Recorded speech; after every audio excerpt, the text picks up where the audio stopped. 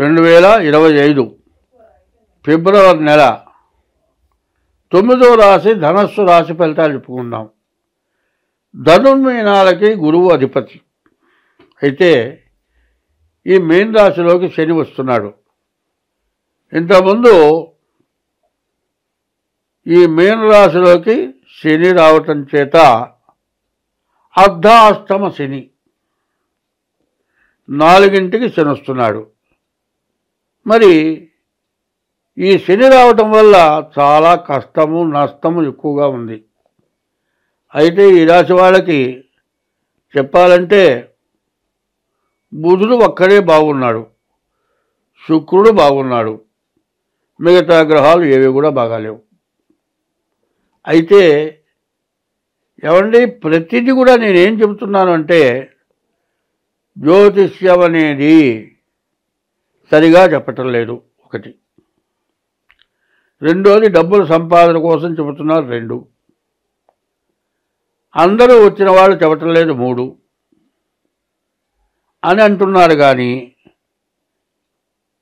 ఇట్టా వేలు పెట్టి చూపించేటప్పుడు ఒకళ్ళని మనల్ని 3 వేలు మన వైపు చూపిస్తున్నాయి. దాన్ని అర్థం చేసుకోవాల్సిన బాధ్యత ఒకటి ఉంది. ఈ బాధ్యత ఎట్లా ఉంటుంది అంటే ఎప్పుడు కూడా ఏం చేయాలంటే తిన్నంత పారేస్తున్నారు. ఒకప్పుడు పల్లెటూళ్ళలో ఒక కొత్త కుండ తెచ్చేవాళ్ళు, దాన్ని పసుపురాజు బొట్లు పెట్టేవాళ్ళు. దాంట్లో అన్నం గంజి వార్చేవాళ్ళు. ఆ గంజి దాంట్లో పోసి కాస్త ఉప్పు వేసేవాళ్ళు, మిగిలిన మజ్జిగ దాంట్లో పోసేవాళ్ళు. అవి బాగా పులిసేవి. మనం తినగా మిగిలిన అన్నం అందులో వేస్తే 10 రోజులైనా కూడా అన్నం చెడిపోయేది కాదు. అందరూ వ్యవసాయం చేసుకునేవాళ్ళు. ఈ వ్యవసాయంలో సొంత భూమి లేని వాళ్ళు కూలి పని జీతగాడుగా చేసేవాళ్ళు. వాళ్ళు ఏం చేసేవాళ్ళు?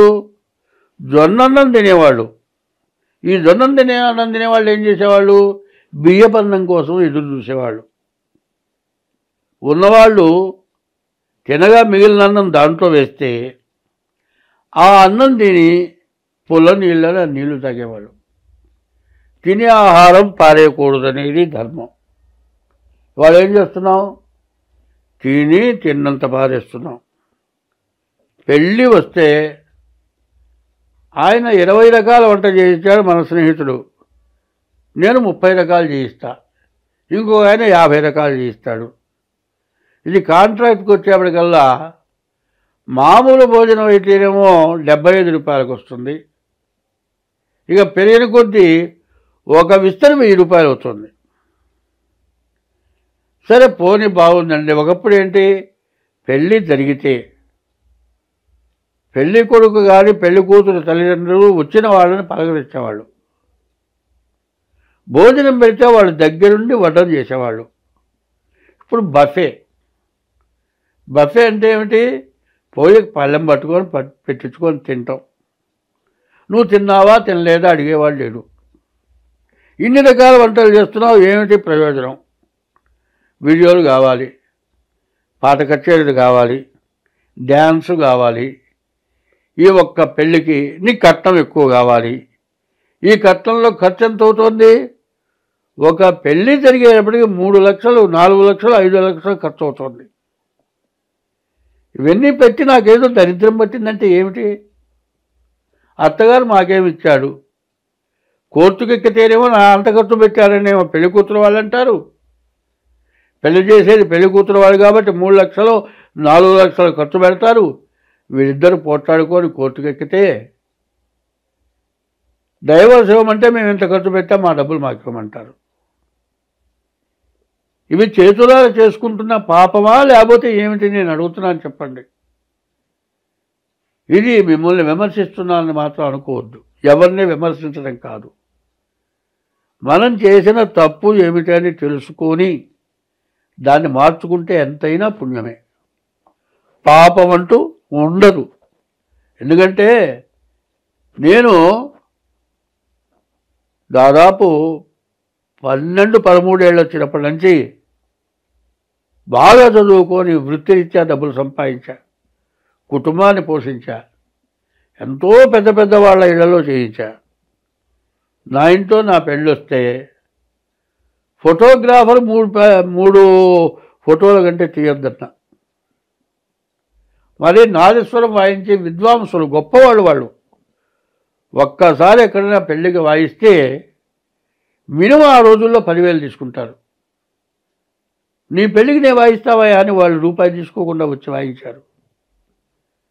ఆ రోజుల్లో మా పెళ్ళి కావాలి అంటే ఏమైంది, మొత్తం కలిపితే 25,000 ఖర్చు కాలే. 25,000 ఖర్చు అయినా కూడా ఇంట్లో వాళ్ళు జాగ్రత్తగా ఉండి లడ్లంటే అరిసెలంటే ఇట్లాంటివన్నీ ఇంట్లో చేసుకున్నారు. ఇప్పుడు ఏం చేస్తున్నారు, బయట నుంచి తెస్తున్నారు. మరి తెచ్చే నూనెలు మంచివిగా, తీసే వంట మంచిది కాదు. మరి వంట చేసేటప్పుడు కూడా కూరగాయలు మనం ఏం చేస్తున్నాం, నీళ్లలో నానబెట్టి కడిగి చేసుకోమంటున్నారు. ఎందుకంటే మందులు వేయటం చేత కడిగి. అదే క్యాటరింగ్లో ఏం చేస్తున్నారు, ఎవరు కడుగుతున్నారు, కింద పోస్తున్నారు, ఆవాడ తొలుగుతున్నారు, వండుతున్నారు, పెడుతున్నారు. ఒక్కో చోట పెళ్ళికి పోయిన చోట సరిగ్గా తిండి తినక రోగాలు వస్తున్నాయి.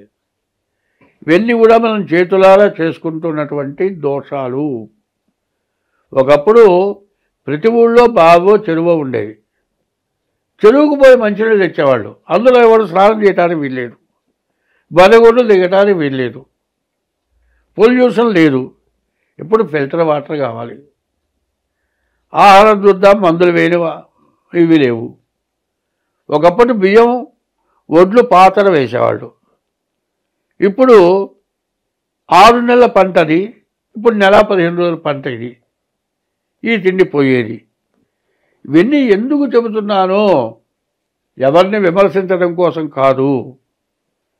జాతకము అట్లా ఉంచి నీ ప్రవర్తన ఎంత మారితే, ఎంత ఖర్చు తక్కువ పెడితే అంత మంచిది.